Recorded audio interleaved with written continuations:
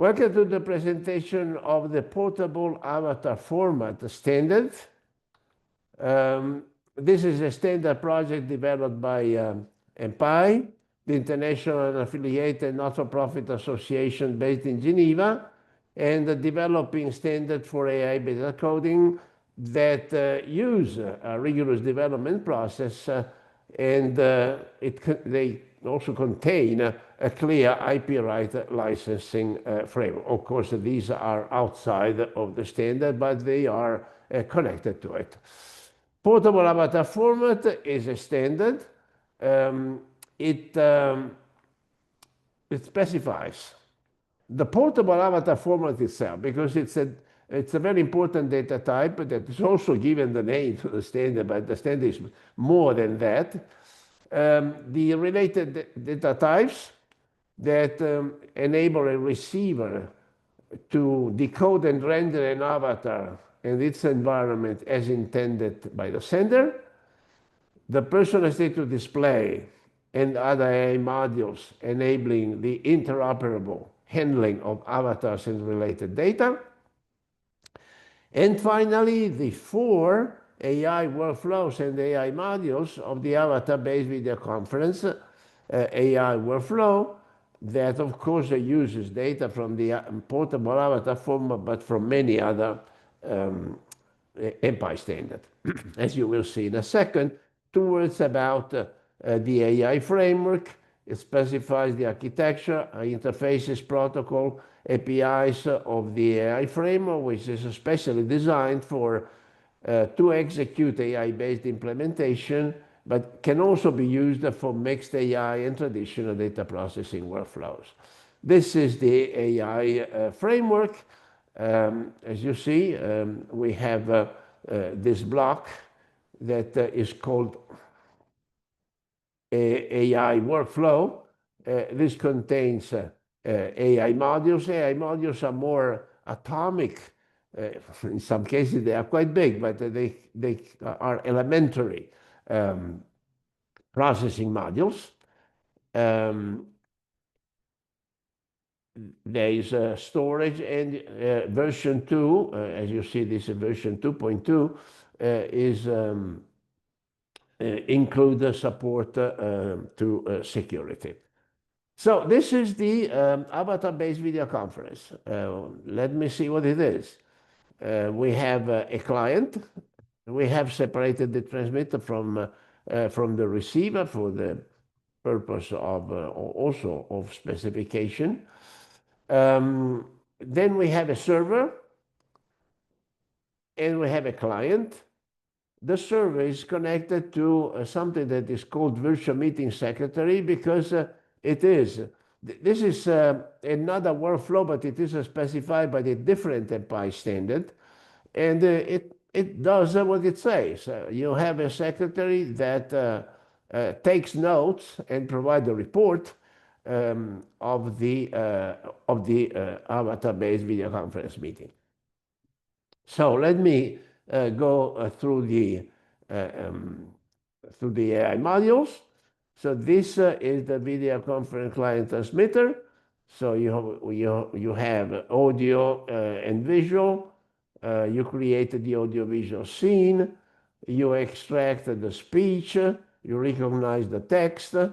Then you use the text, the speech, the face, and the body to extract the personal status. Personal status is a data type specified by MPAI that provides information about the emotional, let me say emotional state. It contains other elements as well, but essentially the emotional state of the human, not necessarily of the human. It can be the simulated personal state of status of an avatar as well. So, and then we create a portable avatar. We'll see what a portable avatar is in a few minutes. So this is what is done at the server. The portable avatars of the participants are received. They are demultiplexed, And, if the language is different, then it is translated into the common language of the meeting. Then we have the service participant authentication, which is in charge of identifying if the participant is indeed authorized to join. And then we have the portable avatar multiplexing. So for each portable avatar received, there is the multiplexing function and then the remultiplexing. Finally, we have the video conference client receiver, which gives, so again, portable avatars are received. What is done, a visual scene creation, I mean, the complete scene is created, and the mouth of the individual avatars is identified because the speech will be attached to the mouth of that avatar. And therefore, here we have the audio visual scene creation. See, this was only the visual creation. And then this is the rendering, something that we will talk more in a second. So the AI modules provide the building blocks for the workflow, but also to many other standards, as you see here: connected autonomous vehicle, human-machine communication, multimodal conversation, portable avatar format, and XR venue. So these are the modules of the MPAI PAF version 1.5 standard. Let me go straight to the presentation of two. So here we have the avatar and speech rendering. So imagine that you have an avatar, you have the face descriptors, the body descriptors, and you have the speech, what the avatar is saying. Okay, so you have this combination and you want to render as a speech and visual. So this is the job of this AIM. So this is more complicated because you see that here we have, certainly we have an avatar. You see that we have an avatar model, but we also have the audiovisual scene descriptors. So the avatar is part of this scene, and this is the information that tells you the position and orientation of the avatar model in the scene. Then, this is just the model, you add the face descriptors and body descriptors, you add the speech object, but here you do more because here you can just take out the speech and the visual. Here you take out the speech, potentially the audio, because this audio-visual scene may contain audio as well. But you see this from this point of view that you have the ability to set. Let's have a look inside this second AIM, because this is what we call a composite AIM. And here you see that, okay, you have the point of view, the avatar, audiovisual scene descriptors, the point of view of the avatar, which is the position, orientation in the scene, and then you have the input speech. But you can have, instead of the input speech, you can have the text object. And in that case, well, you may want to tell this machine what the speech model should be used in order to synthesize the text.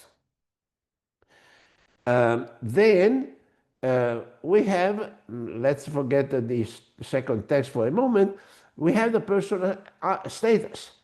So as you remember, you can specify what personal status the avatar should display, not just speak and show a face, the motion of the face, but also what is the personal status, which is reflected, at least in the MPAI world, personal status is reflected in speech, is reflected in face, and is reflected in the gesture which is part of the body descriptors.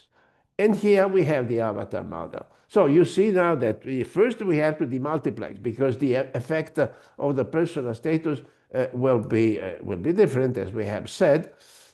Here we have the text-to-speech that uses a speech model, the text object, but also the speech text on a status, and the result is the machine speech. Then we have the face personal status, and then we use this to describe the face of the entity, same for the body, and finally we have the avatar model, and this scene and avatar rendering is what renders the output speech, output audio, output visual, of course, from the given point of view. So these are the data types, and let's go to the portable avatar. This is really interesting because the portable avatar says, okay, you may have a virtual space and you want to identify it, then you give an ID to the portable avatar, and then what is inside the portable avatar? We have the space-time of information of the audiovisual scene, of a audiovisual scene, and this is relative to this M instance. And then we have the descriptors of the audiovisual scene, which is the actual scenes. Then we have the space-time information of the avatar, which may be preserved or may be overridden by this information here. And then we have the avatar. Avatar is a data type that I will introduce in a second. Then you have, well, what language is this avatar speaking? And then you have a text object, and you can have a speech object, or you can have the speech model that receives the text object and produces a speech object. Finally, we have the personal status. So these are the composing elements of the portable avatar. Then let's see what is an avatar. So this is a more complete description of the semantics.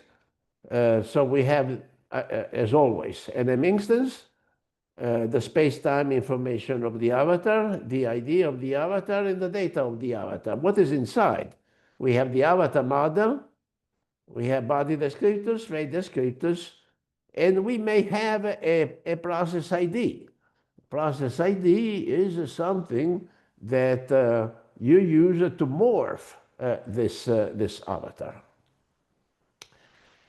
And so this is the basic 3D model object.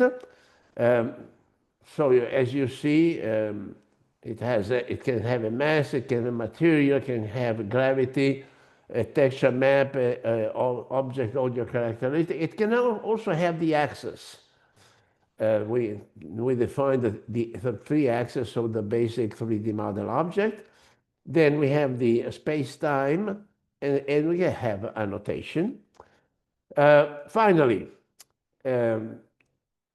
the MPAI PAF standard plays a fundamental role. It provides information for a wide range for itself, first of all, and a wide range of MPAI standards. You see them mentioned here: connected autonomous vehicle, connected-based, context-based audio enhancement, human and machine communication, multimodal conversation, MPAI metaverse model, and XR venues. And MPAI will certainly continue to use and extend PAF for this purpose. So let me say that we look forward to working with you on this exciting MPAI project. And as you see here, join MPAI, share the fun, build the future. This is our motto. And actually, we have a lot of fun. But I also think that we do build the future. Very well. So we can now close the recording.